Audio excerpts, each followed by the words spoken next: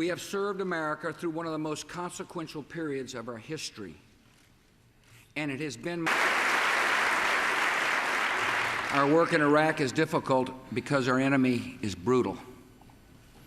But that brutality has not stopped the dramatic progress of a new democracy. In less than 3 years, the nation has gone from dictatorship to liberation, to sovereignty, to a constitution, to national elections.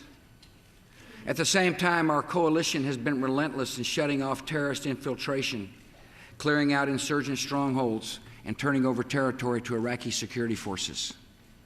I am confident in our plan for victory. I am confident in the will of the Iraqi people. I am confident in the skill and spirit of our military fellow citizens. We are in this fight to win, and we are winning.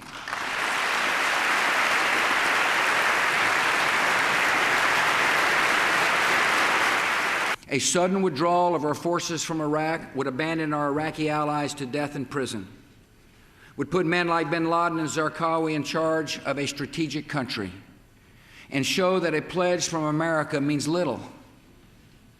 Members of Congress, however we feel about the decisions and debates of the past, our nation has only one option. We must keep our word, defeat our enemies, and stand behind the American military in this vital mission.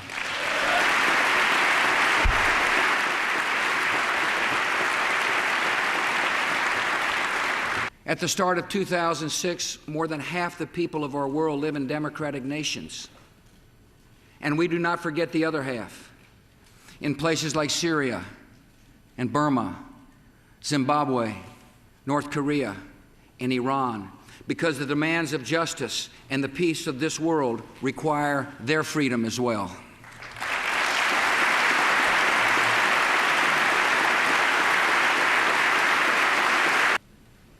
Democracies in the Middle East will not look like our own because they will reflect the traditions of their own citizens. Yet liberty is the future of every nation in the Middle East because liberty is the right and hope of all humanity.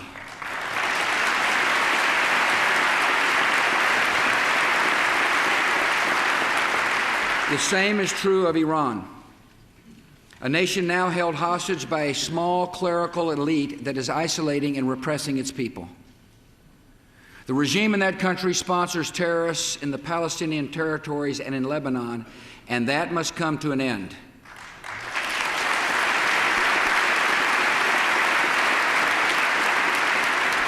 The Iranian government is defying the world with its nuclear ambitions, and the nations of the world must not permit the Iranian regime to gain nuclear weapons.